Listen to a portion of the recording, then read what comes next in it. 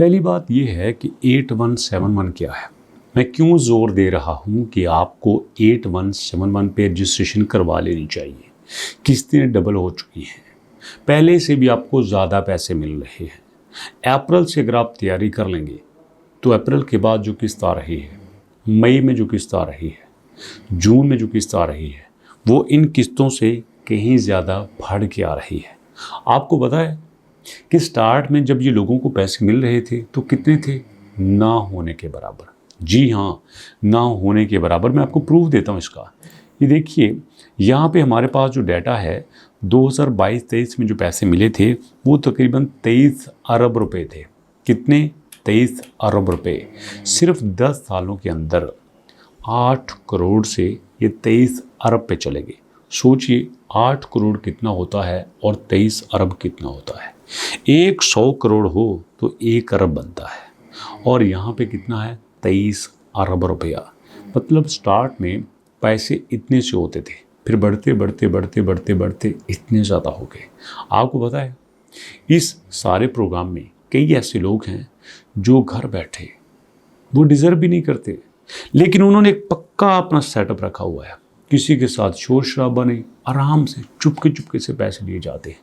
उनको ये भी पता है सर्वे कैसे कराना है, जांच पड़ताल कैसे करानी है, एनालिसिस कैसे करवाना है, अपने नाम की रजिस्ट्रेशन कैसे करवानी है, लोगों को मोटिवेट कैसे करना है। सारे काम वो बड़े अच्छे तरीके से कर लेते हैं। इसीलिए मैं आपसे भी कहता हूँ कि ये जो अब नई किस्तें आ रही हैं, जिसमें बच्चों की तालीमी वज़ाइफ भी होंगे, इवन के दूध के पैसे भी होंगे, जो आपको वजीफ़ा मिलता है बेनज़ीर इनकम सपोर्ट में, वो तो अलग बात है। दूध के पैसे, आपके दोस्तों वज़ाइफ, हर चीज़ अब कहीं ज़्यादा डबल हो जाएगी। क्योंकि आपको पता है पाकिस्तान ने कर्जा देना है, तो जितने भी प्रोजेक्ट हैं ये IMF से अप्रूव होते हैं। तो अप्रूव करवाने के लिए उन्हें सारी चीज़ें जेन्युइन साबित करना पड़ती हैं। तो वो पूछते हैं कि आप दे क्या रहे हो। एक बंदे को वो कहते हैं 14,000 दे रहे हो। अच्छा, आप एक बंदे को $40 दे रहे हो, $50 दे रहे हो। $50 में क्या बनता होगा? बढ़ाओ इसको, बढ़ाओ, ज़्यादा करो। तो इसी बात को लेके उन्हें मजबूरन ज़्यादा करना पड़ता है। अब स्यापा ये है, 1 करोड़ 2 लाख लोगों को वो दे रहे हैं। अगर 1 करोड़ 2 लाख लोगों को दे रहे हैं तो भैया हर बंदे को अगर वो इस तरह से 20,000, 30,000, 40,000 देते रहें, किस्तें डबल करके देते रहें, तो वो तो पैगे पूरे। अच्छी बात है। अंदर खाते भी इन्होंने कुछ रखना होता है। वो तो शुक्र है कि डिजिटल वॉलेट बन चुके हैं। आपने अपनी डिजिटल वॉलेट की सिम ली है कि नहीं ली? अगर आपने नहीं ली तो भैया ज़रूर लीजिएगा। डिजिटल वॉलेट की सिम जो है ये आपके लिए ऐसे है, समझ लो जैसे आपका बैंक है। ना आपको लाइन में लगने की ज़रूरत, ना किसी को रिश्वत देने की ज़रूरत, ना चक्कर लगाने की ज़रूरत। पिछले दिनों कुछ लोग आए थे बेनज़ीर इनकम सपोर्ट के पैसे लेने, रास्ते में बेचारे फौत हो गए। तो जब डिजिटल चीज़ हो सकती है तो फिर उसको मैनुअल करने की क्या ज़रूरत है। तो मुद्दा ये है, किस्तें डबल हो चुकी हैं, डिजिटल वॉलेट में आ चुकी हैं, तो डबल किस्तें आपको मिल रही हैं। सर्वे इसके लिए दोबारा होंगे। सर्वे सही तरह से करवाएं, सर्वे में कोई गलती ना करवाएं। आप पहले से ले रहे हैं, चुप करके बैठ जाएं, कोई नया कांड करने की जरूरत नहीं है।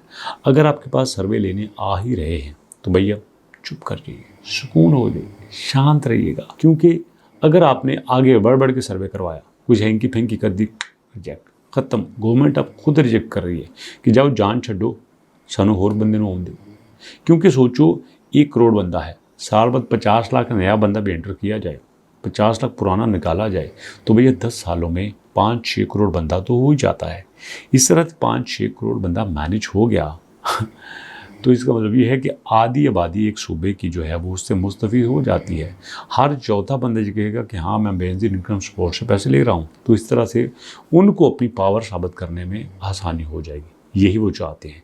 लेकिन आपने लेने हैं ना, तो आपने झूठ नहीं बोलना, जनरली जो बात है वो सही बतानी है। क्योंकि जब आपका सर्वे वेरीफाई होता है, एनालिसिस होता है, अप्रूव हो जाता है, तो फिर आपको मिले। ऐसा ना हो कि मिलते मिलते बंद हो जाए।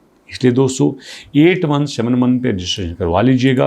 कोई हैंगी पैकी मत कीजिएगा। सर्वे दोबारा हो रहे हैं, इसमें अपना नाम जरूर दर्ज करवाइएगा। मुलाकात करते हैं नेक्स्ट वीडियो में। तब तक के लिए अल्लाह की।